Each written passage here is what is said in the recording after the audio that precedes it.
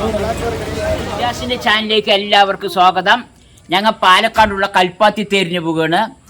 നാളെയാണ് 1-ാം തേര്. നാളെ മുതൽ നല്ല തിരക്കായിരിക്കും. 1, 2, 3 തേരുകളിനൊക്കെ. പിന്നെ ഞായറാഴ്ച നല്ല തിരക്കായിരിക്കും. അപ്പം ഞങ്ങൾ സിജിക്കുട്ടിനെ കാണിച്ചു കൊടുക്കാൻ വേണ്ടി തലേ ദിവസം തന്നെ പോവുകയാണ്. എവിടേക്കാ വന്ന് തേര് കാണാൻ. കൽപ്പാത്തി തേര് കാണാൻ കാണാൻ.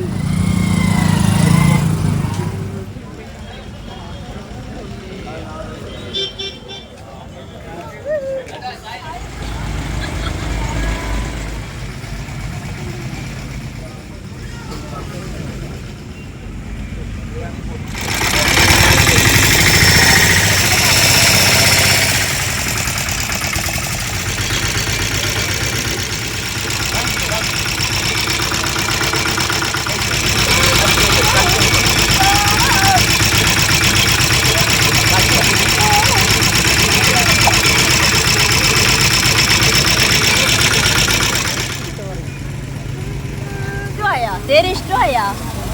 ഓവറി ഇഷ്ടമായി. തേര് കാണാൻ വേണ്ടി എന്തൊക്കെ കണ്ടു ഷിജു?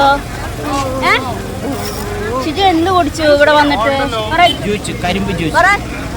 ജ്യൂസ് പറ. ജ്യൂസ്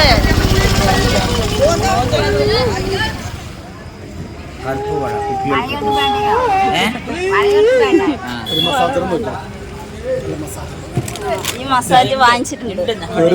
കഴിഞ്ഞ പ്രാവശ്യം നമ്മുടെ വീട് എവിടെയാണ്? നമ്മുടെ അടുത്ത് തന്നെ. ഞങ്ങൾ എരുമീര് മണികണ്ഠനറിയില്ലേ? അറിയില്ലേ? നമ്മുടെ ആൾക്കാരാണപ്പോ. ശരിന്നാ, ഞാനിട്ടില്ല അതുകൊണ്ടാണ്. ശരിയമ്മ, ബൈ.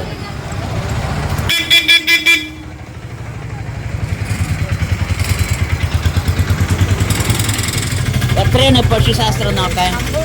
50 റുപ്യ. തത്തമ്മയാണ്. തത്തമ്മ അതിൻ്റെ ഉള്ളിലുണ്ട് തത്തമ്മ. പാലക്കാട് ജില്ലയിലെ കൽപ്പാത്തി രഥോത്സവം നവംബർ 14, 15, 16 തീയതികളിലാണ് നടക്കുന്നത്. അപ്പം ഞങ്ങൾ തലേ ദിവസം 13-ാം തീയതി തന്നെ പോയി. കൽപ്പാത്തി തേര് ദിവസം ഭയങ്കര തിരക്കായിരിക്കും. ശുചിക്കുട്ടിനെ കൊണ്ടുപോകാൻ ഭയങ്കര ബുദ്ധിമുട്ടാണ്. ഭയങ്കര റഷായി, ആളുകൾക്ക് നടക്കാൻ തന്നെ ബുദ്ധിമുട്ടുള്ള തിരക്കായിരിക്കും. പിന്നെ ആനയും ഉണ്ടാവും തേര് തള്ളാൻ.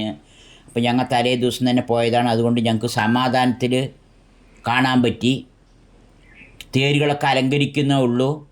അലങ്കരിച്ച് പകുതിയായിട്ടുണ്ട്. ബാക്കി രാവിലെ ആകുമ്പോഴേക്കും അവർ തേരൊക്കെ അലങ്കരിച്ച് നന്നായി ആക്കും. പിന്നെ രാവിലെ നേരത്തെ തന്നെ കുറച്ച് നേരം തേര് വലിച്ച് കുറച്ച് ദൂരം കൊണ്ടുപോയി നിർത്തും. പിന്നെ വൈകുന്നേരം 4 മണി തൊട്ട് 6 മണി വരെ തേര് വലിക്കും. ആന പിന്നാലെ നിന്ന് തള്ളും, ജനങ്ങളെ കൂടിയിട്ട് വലിക്കും. അവിടെയുള്ള എല്ലാവരും കൂടി വലിക്കും. അങ്ങനെയാണ് തേര് നീങ്ങുക. പിന്നെ പിറ്റേ ദിവസവും അതേമാതിരി 4 മണി മുതൽ 7 മണി വരെ തേര് വലിച്ചുകൊണ്ട് നടക്കും വീതികളിലൂടെ. പിന്നെ പിറ്റേ ദിവസം 16-ാം തീയതിയും എല്ലാ തേരുകളും 6 തേരുകൾ വന്ന് സംഗമിക്കും. അങ്ങനെയാണ് അവിടുത്തെ പരിപാടികൾ. അങ്ങനെ തേരുകളുടെ സംഗമങ്ങളൊക്കെ കഴിഞ്ഞു കഴിഞ്ഞാലും ഇപ്പോൾ ഒരു 10 ദിവസത്തോളം അവിടെ കച്ചവടങ്ങളും ജനങ്ങളുടെ വരവും പോക്കും, പല സാധനങ്ങൾ വാങ്ങാൻ വരവുള്ള അങ്ങനെയുള്ള തിരക്കുണ്ടാവും. പിന്നെ 10 ദിവസം മുമ്പ് തന്നെ ഉത്സവവും ഗാനമേളയും ഭജനയും പാട്ടുകളും അങ്ങനെയുള്ള പരിപാടികളൊക്കെ 10 ദിവസം മുമ്പേ തുടങ്ങിയിട്ടുണ്ട്.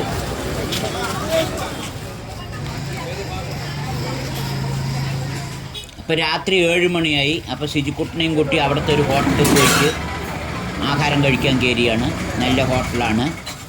അപ്പോൾ ഭൂരി, റോസ്റ്റ്, ഇഡ്ഡലി ഇതൊക്കെയാണ് കഴിച്ചത്. നല്ല ടേസ്റ്റ് ഉണ്ടായിരുന്നു. കാപ്പി കുടിച്ചു. കാപ്പി നന്നായിട്ടുണ്ടായിരുന്നു. അങ്ങനെ അതൊക്കെ കഴിച്ച് ശുചിക്കുട്ടനിക്ക് നല്ല ഇഷ്ടപ്പെട്ടു. അതൊക്കെ കഴിച്ച് അങ്ങനെ ഹോട്ടലിൽ ഞങ്ങൾ അങ്ങനെ പുറത്തിറങ്ങി.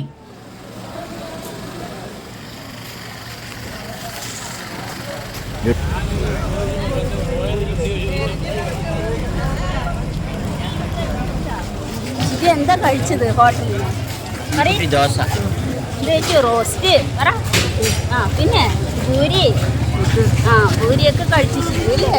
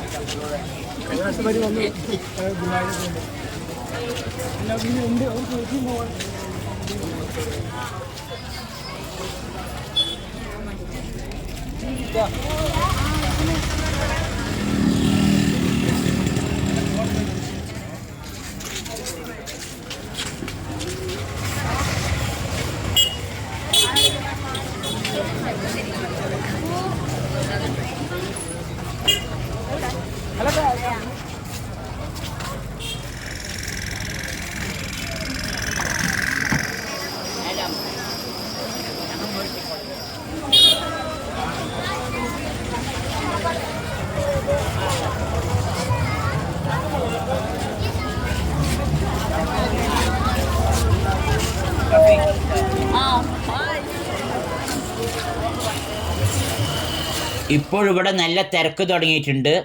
1464 തമിഴ്നാട്ടിലെ ബ്രാഹ്മണർ മായാപുരത്ത് നിന്ന് കുടിയേറി പാർത്തവരാണ് ഇവിടെ താമസിക്കുന്നവർ. തമിഴ്നാട് മായാപുരത്തുള്ള മധുരനാഥ ക്ഷേത്രത്തിൻ്റെ ആചാരാനുഷ്ഠാനങ്ങളാണ് ഇവിടെ നടക്കുന്നത്. 4 ക്ഷേത്രങ്ങളാണ് ഇവിടെ പ്രധാനമായിട്ട് ഉള്ളത്. ലോകത്തിൻ്റെ വിവിധ ഭാഗങ്ങളിലാണ് ഇവിടുത്തെ ജനങ്ങൾ താമസിക്കുന്നത്.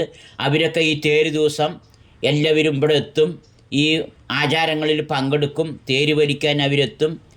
ബാംഗ്ലൂർ, അതേമാതിരി വിദേശ രാജ്യങ്ങളിലും പല സ്ഥലത്തുമാണ് അവരുള്ളത്. അവരൊക്കെ ഈ സമയത്ത് എവിടെ പോയാലും എത്ര തിരക്കാണെങ്കിലും എല്ലാ വർഷങ്ങളും അവരെത്താറുണ്ട്. അതേപോലെ നമ്മളുടെ വീഡിയോ കാണുന്ന കുറേ പ്രേക്ഷകരെയൊക്കെ ഇവിടെ നിന്ന് കാണാൻ പറ്റി.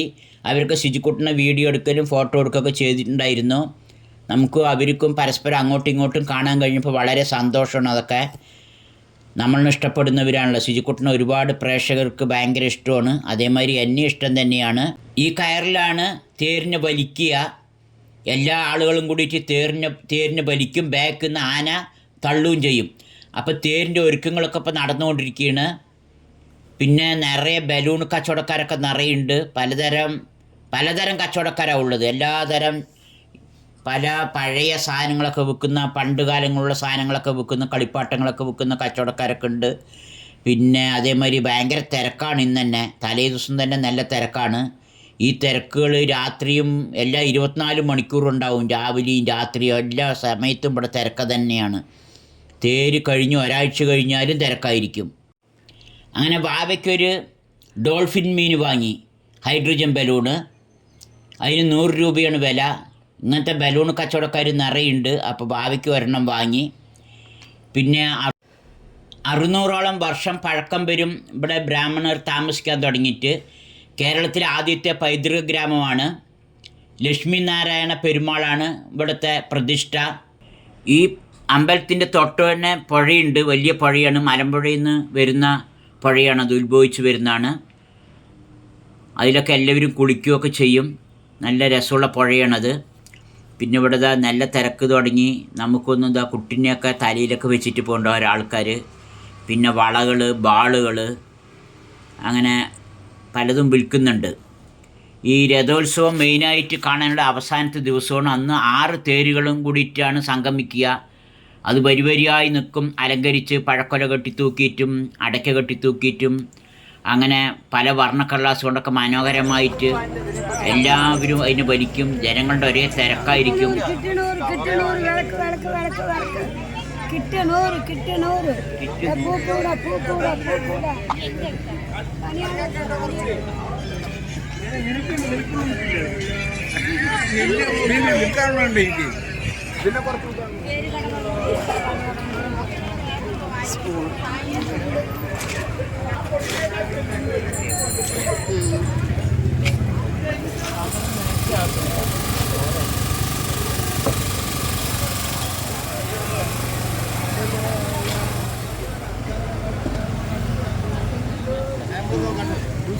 സാമ്പിൾ നോക്കണം.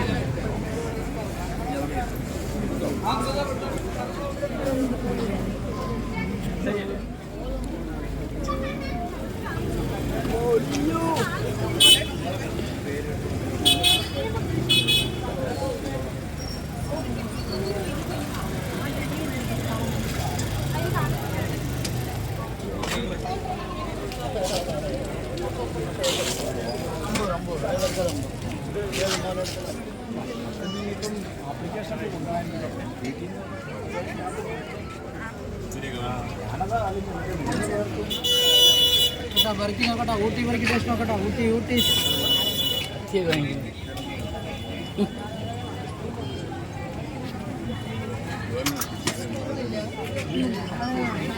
ഒരു ചട്ടി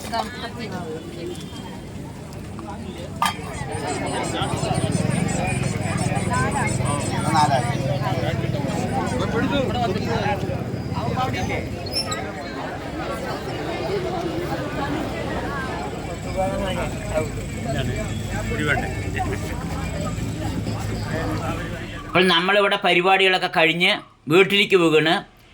ഷിജിക്കുട്ടിക്ക് നല്ല ഇഷ്ടപ്പെട്ടു. ഇവിടെ സംഗീതോത്സവം നടന്നുകൊണ്ടിരിക്കുകയാണ്.